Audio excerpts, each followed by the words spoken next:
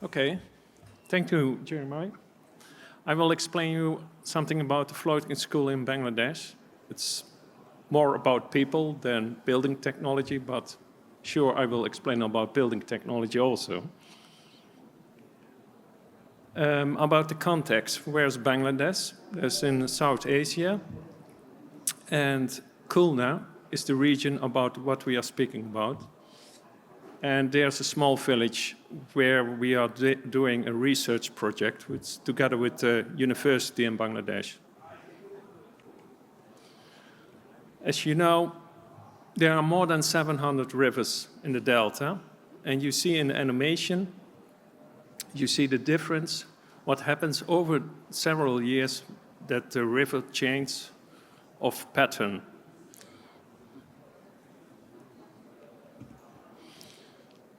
The fragile delta and the mighty rivers are in constant play of erosion. It creates changes and floods. After independence from 1972 to 2024, an average of 350 deaths per year. For example, in 2004, the flood killed 730 people. 1988, the flood killed 1,517 people. According to UNICEF, over 1 million women, children were affected by floods in Bangladesh in 2024. Of the past decade, after 2004, more than 4,000 children have died due to the flooding.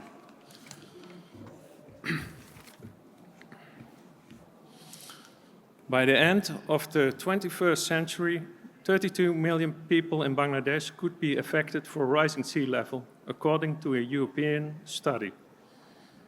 And these rising sea levels and the climate change have a very big impact about how people live.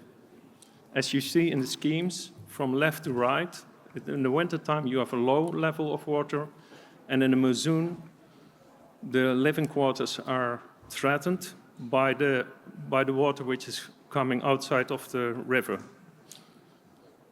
So we planned a vision for a new school at the village,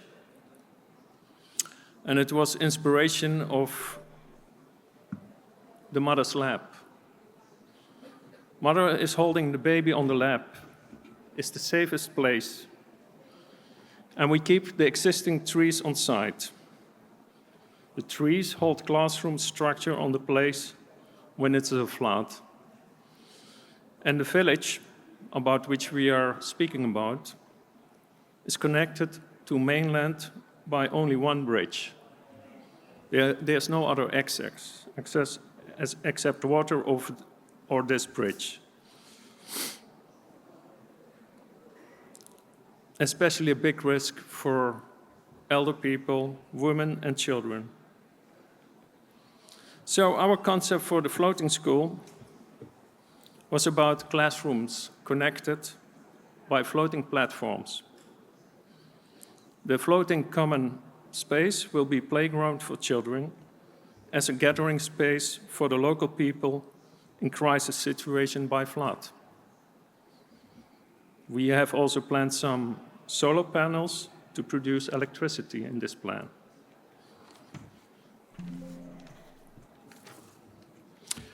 We did interviews, we did workshops, we visited the people, we had talks. And what we learned, we tried to learn from them. The local people are skilled with bamboo, jute, mud, wood, nipa leaves.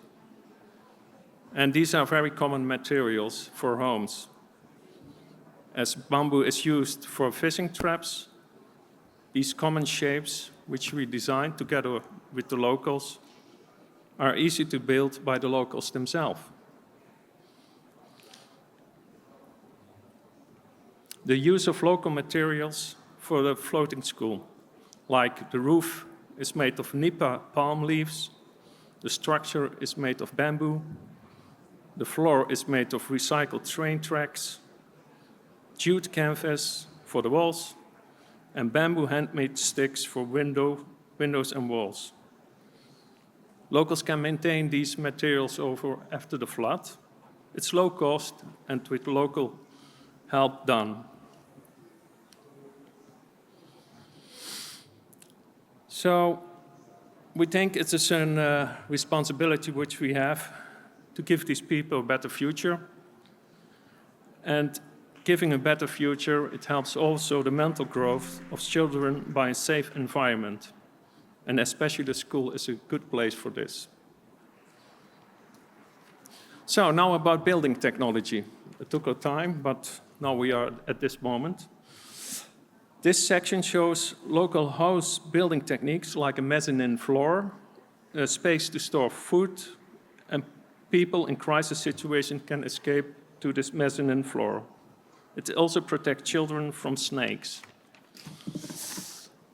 Then we have cross ventilation. It's very important in humid classrooms. We have local perforated windows to ensure airflow, used, reused bottles. Air enters big openings, exits small openings, and compressed air becomes cooler in a natural way. It helps to reduce temperature without installation.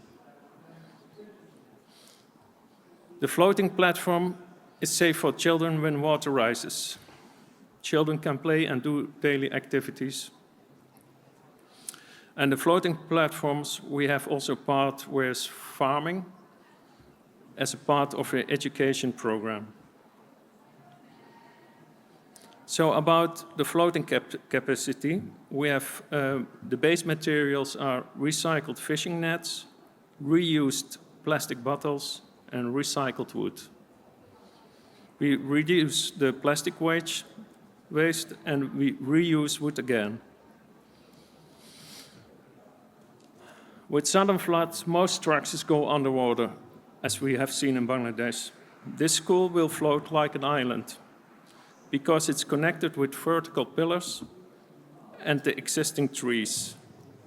It will be a safe place for children and the community. For the floating solar panels, that's a part of our project. And we have thought about the biogas plant to stop waste from polluting the water. It produces gas for cooking, and gas can also generate electricity if needed.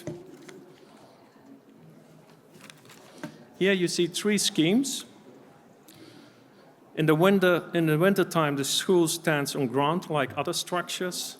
Then, before the monsoon in the summer, people store food and clean water. And during the monsoon, it will be a shelter for community and the children because it can float.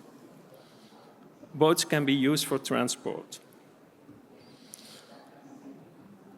So, as mentioned, this project is a research project, what we are doing together with BUET. BUET is Bangladesh University of Engineering and Technology in Dhaka, together with an NGO, and the locals will be involved by the making of the first prototype on the site. That was it. Thank you, Mr. Okay. Thank you.